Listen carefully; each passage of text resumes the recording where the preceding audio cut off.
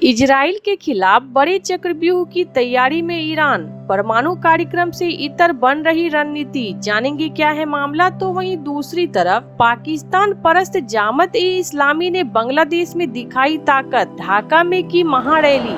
देश में इस्लामिक शासन की आहट। जहां एक तरफ ये सब कुछ चल रहा है तो वहीं दूसरी तरफ राफेल से लेकर F-35 को मार गिराने के दावे तक। जाने भारत और इजराइल ने कैसे बदला हवाई युद्ध का भविष्य। जियोपॉलिटिक्स में बहुत कुछ चल रहा है, जानने को मिलेगा बहुत कुछ। आइए जानते हैं इन खबरों को विस्तार से। 5वीं पीढ़ी के लड़ाकू विमानों और सटीक हमला करने वाले गाइडेड हथियार युद्ध क्षेत्र की दिशा और दशा को बदल रहे हैं। अब हवाई युद्ध सिर्फ दूरी या मारक क्षमता से जुड़ा मामला नहीं रह गया। आज के युग में युद्ध को सिर्फ तकनीक की सहायता से नहीं बल्कि झूठ और छल कपट से भी लड़ा जा रहा है। ऐसे में दुश्मन अपने झूठ को सच साबित करने के लिए उच्च तकनीक और दोस्तों का भी सहारा ले रहा है। हाल के समय में ही एशिया और मध्य पूर्व में दो ऐसी घटनाएं हुई है जो हवाई युद्ध के बदलते परिदृश्य की एक झलक पेश करती है। इसमें पहला पाकिस्तान के खिलाफ भारत का ऑपरेशन सिंदूर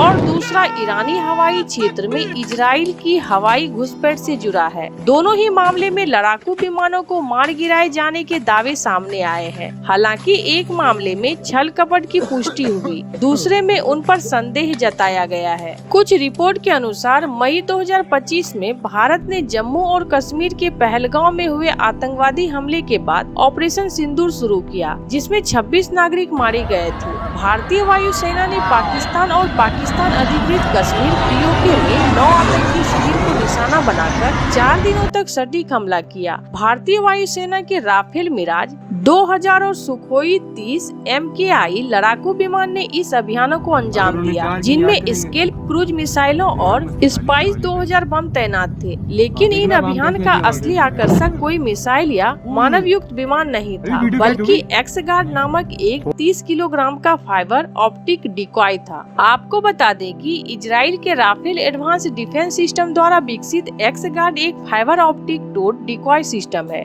जो राफेल के स्पेक्ट्रा इलेक्ट्रॉनिक वारफेयर सूट के साथ जुड़ा हुआ है। तैनात होने पर यह केवल लड़ाकू विमान के पीछे चलता है। 360 डिग्री जैमिंग सिग्नल छोड़ते हुए उसके रडार सिग्नेचर की नकल करता है। AI और डिजिटल रेडियो फ्रीक्वेंसी मेमोरी तकनीक से लैस यह झूठे रडार रिटर्न बनाकर और रियल टाइम में अपने सिग्नेचर को लगातार अनुकूलित करके आने वाली रडार गाइडेड मिसाइल को सक्रिय रूप से धोखा देता है। कुछ रिपोर्ट के अनुसार भारत ने अपने राफेल जेट विमान में इस प्रणाली को पहले ही इंटीग्रेट और टेस्ट कर लिया था। हालांकि पश्चिम एशिया में अशांति और आपूर्ति श्रृंखला की समस्या के कारण डिलीवरी में देरी के कारण इसे जल्दी युद्ध सेवा में लगाया गया है। भारत का यह प्रयोग बेहद कारगर रहा। पाकिस्तान ने 5 भारतीय विमानों को मार गिराने का दावा किया, जिनमें से 3 राफेल थे। लेकिन अंतर्राष्ट्रीय पर्यवेक्षक के समर्थन से भारतीय अधिकारियों ने इसे फर्जी मार गिराने के रूप में खारिज कर दिया। पाकिस्तान ने जो नष्ट किए वो एक्सगार्ड थे, असली जेट नहीं थे। आपको बता दें कि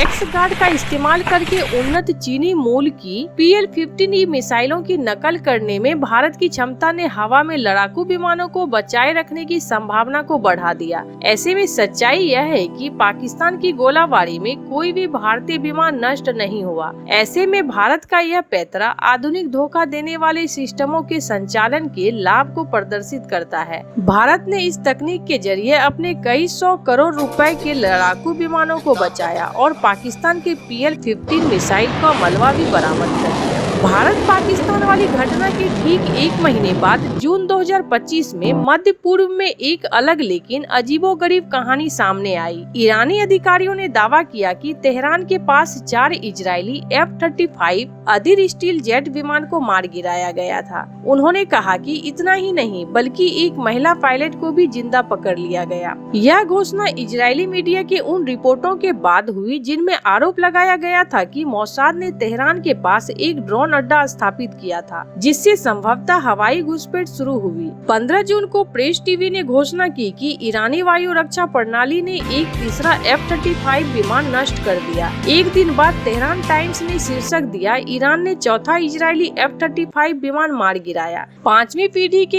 इस दुर्लभ लड़ाकू विमान को मार गिराने वाला पहला देश बनने का लेकिन कोई सबूत पेश नहीं किया गया। न मलबा, न पायलट की तस्वीर, न रडार ट्रैक, कुछ भी नहीं। इजराइल ने तुरंत इस दावे का खंडन किया। हालांकि इजराइल इस घटना के बारे में कुछ भी नहीं बता पाया, लेकिन इस दावे ने एक ऐसी तकनीक की ओर ध्यान आकर्षित किया जो सबूतों के अभाव में व्याख्या कर सकती है। यह प्रणाली 2 सेकंड से भी कम समय में तैनात हो सकती है, सुपरसोनिक गति को झेल सकती है और दोबारा इस्तेमाल में भी आ सकती है। द वार जोन के अनुसार माना जाता है कि प्रत्येक F-35 में 4 ALE-70 तक हो सकते हैं। हालांकि पेंटागन के 2020 के बजट में प्रत्येक इकाई की कीमत लगभग 56,375 अमेरिकी डॉलर रखी गई थी, लेकिन 10 करोड़ अमेरिकी डॉलर के लड़ाकू जेट को एक प्रशिक्षित पायलट के जीवन की कीमत की तुलना में यह एक छोटी सी कीमत है। तो वहीं दूसरी तरफ बांग्लादेश में इस्लामी हुकूमत लाने के प्रयासों के बीच देश की सबसे बड़ी इस्लामिक पार्टी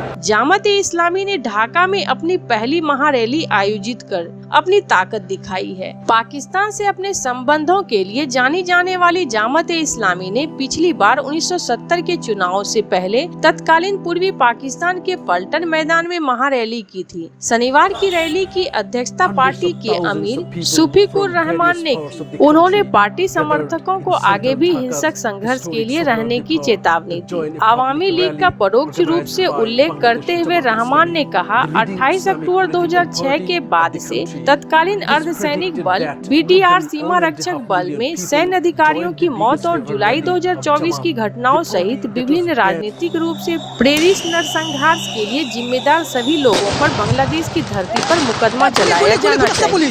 आपको बता दें कि बांग्लादेश मुक्ति आंदोलन का जामत-ए-इस्लामी ने विरोध किया था और पाकिस्तानी सेना के साथ मिलकर बांग्लादेशियों के नरसंहार में शामिल रही थी। शेख हसीना ने सत्ता से हटने के कुछ दिन पहले आवामी लीग ने पूरी तरह से प्रतिबंध लगा दिया था। प्रोफेसर मोहम्मद यूनुस के नेतृत्व वाली अंतरिम सरकार ने बाद में यह प्रतिबंध हटा लिया था। रैली में रहमान ने ऐलान किया कि पार्टी अब देश में भ्रष्टाचार और जबरन वसूली के खिलाफ आंदोलन करेगी। जामत-ए-इस्लामी का शक्ति प्रदर्शन उसे अपने सहयोगी BNP के खिलाफ खड़ा कर सकता है। रहमान ने दावा किया कि अगर जामत-ए-इस्लामी सत्ता में आती है तो पार्टी से जुड़ा कोई भी विधायक या मंत्री सरकारी जमीन और टैक्स फ्री वाहन स्वीकार नहीं करेगा या व्यक्तिगत रूप से सार्वजनिक धन का प्रबंधन नहीं करेगा। आपको बता दें कि जामत-ए-इस्लामी का एक प्रमुख एजेंडा राष्ट्रीय चुनाव में अनुपातिक प्रतिबंध प्रणाली लागू करने के लिए अभियान चलाना है। पार्टी के वरिष्ठ नेता नायब अमीर अब्दुल्ला मोहम्मद ताहिर ने रैली में कहा कि वर्तमान राजनीतिक संदर्भ में अनुपातिक प्रतिनिधित्व प्रणाली के तहत चुनाव सबसे उपयुक्त तरीका है। आम चुनावों में जामत-ए-इस्लामी का रिकॉर्ड खराब रहा है, क्योंकि पार्टी BNP के साथ गठबंधन में रहते हुए कभी भी अच्छी संख्या में सीटें नहीं जीत पाई।